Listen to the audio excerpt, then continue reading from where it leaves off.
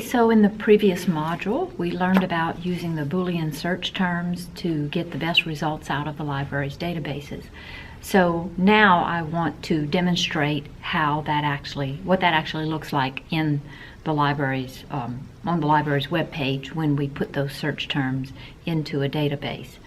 So the first thing that we want to do, of course, is go to the university library's website. The library's website can be accessed from any of the university websites. There's a libraries link on every page, and so when you click on libraries, you're presented with several options for libraries. You want to pick the Marks Library, which is the main library that we are in right now.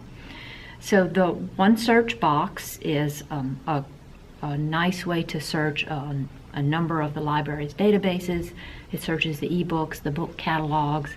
It searches quite a lot of databases. But I have told you that you need to have at least 3 keywords and then find those synonyms. So we need 3 search boxes, and right here we only have the one. So let's go down to the advanced search. And the idea here is to put one concept or idea or keyword per search box. You can see that the Boolean connector is already included there. It defaults to the and, but you could always select or not. We're going to leave it on the and so from our keywords, I'm going to include aquarium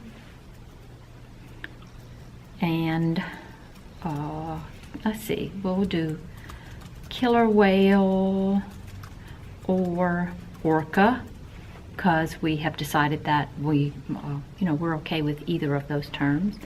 And then captivity, because that's the condition or the treatment that we are concerned about or that is of interest to us in this topic. And then we just click on the search button, the blue search button, and wait for the results to come up. So we have 94 results, which seems like a lot of results. If you just browse those results, you can see the top one is in an academic journal. It tells me so right there. The other articles, it's a reference article, and there are some news articles. So for your research paper, you want to use scholarly peer-reviewed journal articles or academic articles. So on the left-hand side where it says Refine Results, go down to Limit To and check the box that says Scholarly Peer-Reviewed Journals. And now we're down to 1 article. And if we had more articles, we would be more concerned with doing something about setting this publication date to be within current times, because we do have articles in the database that go back many, many years or even a century or more. So your publication dates here should reflect the publication parameters given to you by your professor.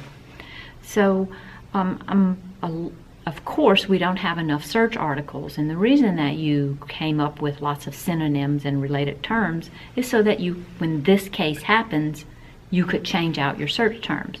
So let's do that now. I'm going to go up here and change aquarium to zoo. Maybe I believe that zoos are more encompassing and include sort of an aquarium research.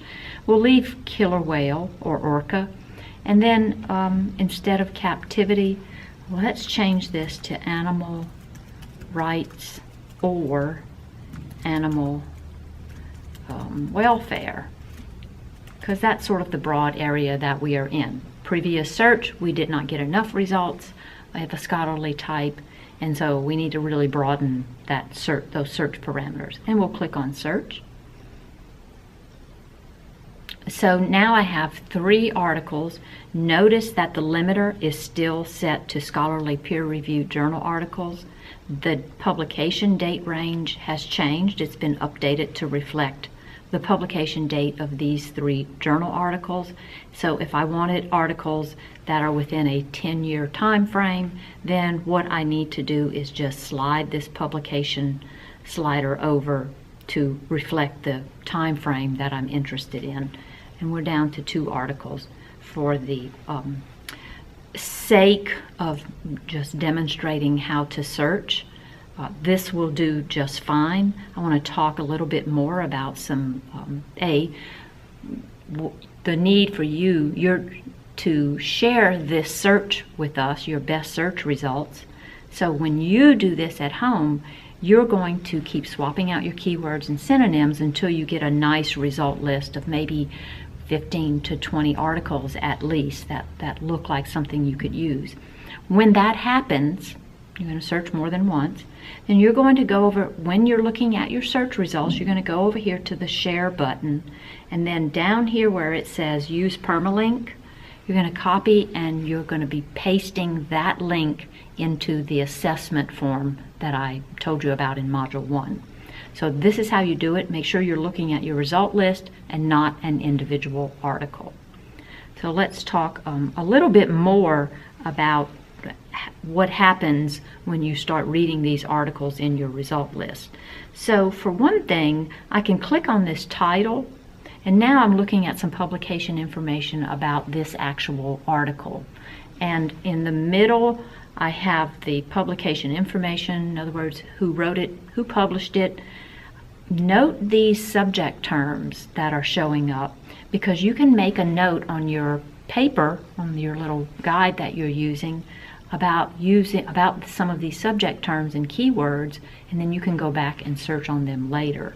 So right now at this point you may just be learning sort of what the lingo is, what the vernacular is for searching on topics such as this. It's understandable that you don't have the answer to that question, that you don't know all the subject terms, and so those are provided to you by the author, and they're provided to you by the metadata that's supplied with the database. You also have an abstract of the article. So the way that I do this kind of research, this level of research where I'm just finding out articles on a topic, is I'll read the title in the result list and then read the abstract of some of them. If I decide that I like this article, that it seems relevant to me, and I want this based on the abstract, then I can just go over here and click Add to Folder in the Tools. And when I click Add to Folder, a little folder in the blue menu bar at the top opens up, and it indicating that there is an article in that folder. So in the result list, what you would do is, you could also do this, is just scan titles in your result list. You might have 50 of them. You can scan titles and then easily go over here to the little folder and click on that folder to add that one also into your folders. This is the Ebscohost Folders account that I believe I mentioned earlier in Module 1. And so it's a little holding space, it's a workspace for you to use when you're doing searches like this. When you find those great keywords and subject terms that are yielding good search results, make the effort to go through and put some articles in your folder. And then, it may be that you have to go to work, or you have to go pick up someone from school, or it's just late at night, you need to get some sleep, or you have to go to another class. Then you'll come back the next day, and then you'll just log into your folders account and retrieve the articles you've already put in there. In other words, don't keep starting over with searching. Save yourself some time. This is how good researchers, productive researchers, move forward in a research process. Now, if I were to close this browser session right now, I would lose everything in my Ebscohost folders. The sign in button next to the folder would let me sign into my account. So I've had an Ebscohost Folders account for quite a long time, and I have many, many articles in there. You don't, so go ahead and click on Create New Account, and then fill out this short form. Make sure you get that good password strength. All of these little slots have to turn green. Try using special characters and underscores to get that to a significant level of strength, and then save changes. Write down your username and password, because I won't be able to retrieve that for you. This is a very nice tool to have. I'm going to cancel this because I already have an account. I just wanted to show you where that is so you can go and get your own account. You'll be able to use your Ebscohost Folders account throughout your academic career. I still use mine, and when I was taking classes, I actually created a folder for each of the classes I was taking. And in particular, if you go to graduate school, you'll find this really handy. You can just put articles in folders, or news items, or just information from the library's databases into folders based on class usage. Okay, so that's a tip for you. That's how good researchers do it. And put your articles in the folders. Now, there are some other tools available to you if you are looking at the libraries at a title from the result list. On the left-hand side, there's a link to the PDF full text. On the right-hand side are some tools. So I could remove this article from the folder just by clicking on it. If I click on print, in general, it will print this publication record. And the same is true if I click on email or save or export. It'll just save or export or email that publication record. Sometimes, or back in the day, as we say, it did not include a PDF of the full text. I have been told, and I haven't tested this, that sometimes you will get a PDF of the full text, but just to be sure, I would make sure that you are saving things that you want in your folders account. There are some other tools here. If I were to read this article real quick, or scan the article, read the abstract, scan the article, maybe I'm thinking, I can use this in my conclusion to my paper. So while I'm looking at the article, see, I've saved money. I haven't even printed this article out. I can read it online on my electronic device or on my computer. I could go here and click on Create a Note, and then New Note, and then do a summary of what this article has said to me, like my own personal summary of what this article is and how it might contribute to my paper. Something like, in conclusion, this article, I am misspelling a lot of words, I know that. This article says that orcas don't do well in captivity, like that. Just you would make your notes and then click Save. When you read it again, maybe, or you read another section and you see something else that you want to use, you could create a new note.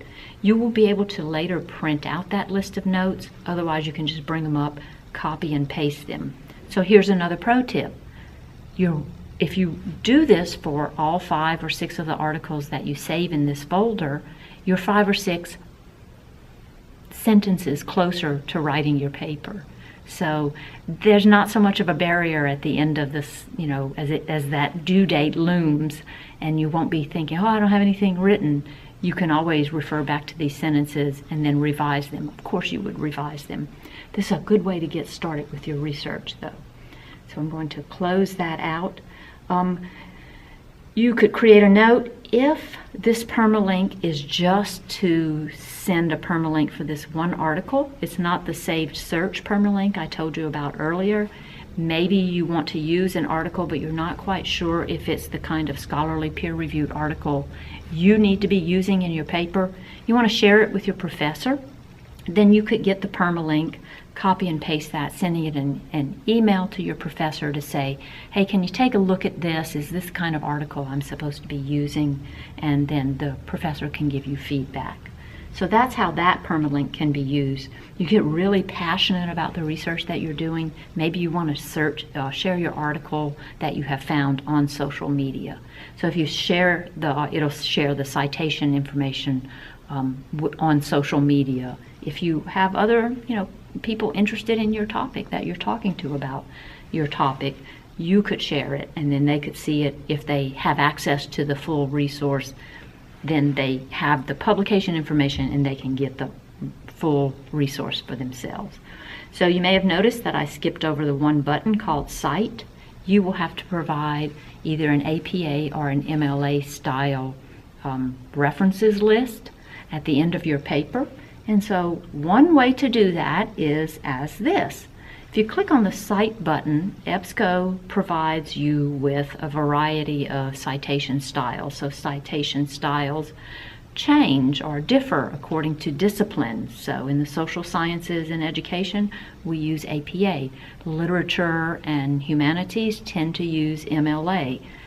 Check with your professor about which citation style you should be using.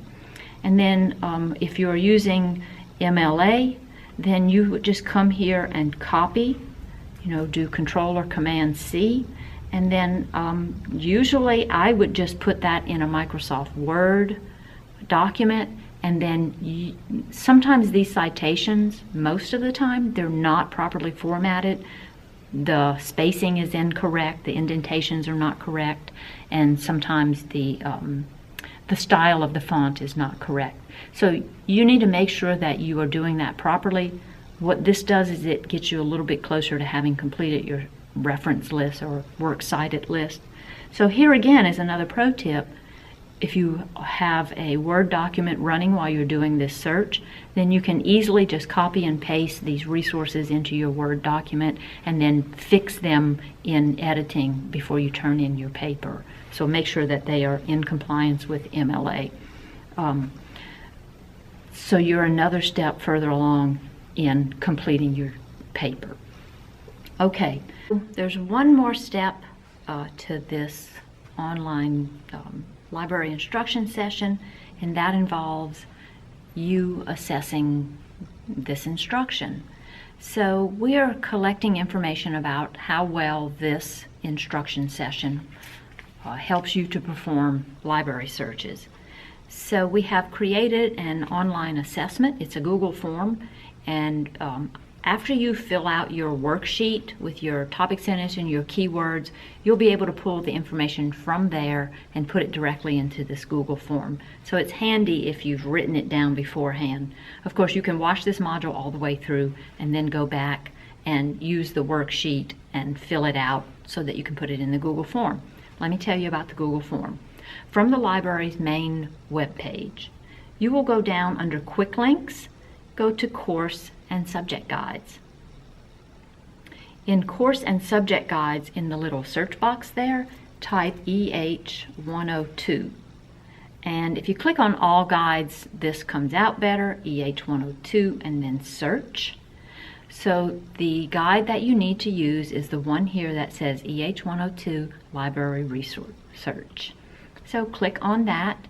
The tab that you need to go to is In-Class Practice. And so this is the Google form that I'm asking you to fill out. So in this one, you would put your professor's name, not me, your professor of your 102 class. The course section, that's on the syllabus, it's in your Sakai website. Librarian, your librarian, that's me, Angela Rand. And then you see this research topic. This is sort of a duplication of what's on that worksheet. So you'll type your research topic in here, like your focus, well-designed, or revised research topic, and then share with us at least 3 of your keywords. Now, remember when I showed you how to do the permalink for your search results? This box with the search results attempt is where you're going to put that link. And then you just click on Submit, and that's it. If you have the time, it would be very nice to let me know how you liked this online module. So if you'll go to Student Evaluation, it's another Google form, and then fill out this information that asks you some questions about how this instruction went. So I would appreciate it if you go ahead and fill that out too. If you have questions, you can contact the reference desk at the Marks Library. It's on the 2nd floor. It is also, let me show you where that is on the main page. So on the right-hand side, you can click on Ask a Librarian, and right here you can chat with a librarian. So right there. While we're here, let me tell you about this login. Remind you that if you are accessing the library from home or you're not on the campus, you need to log in to get those articles. Log in using your J number and your Jagmail email password. Okay, that's it. Thank you for joining me in this adventure of teaching library instruction online. I look forward to hearing any questions that you might have. Thank you.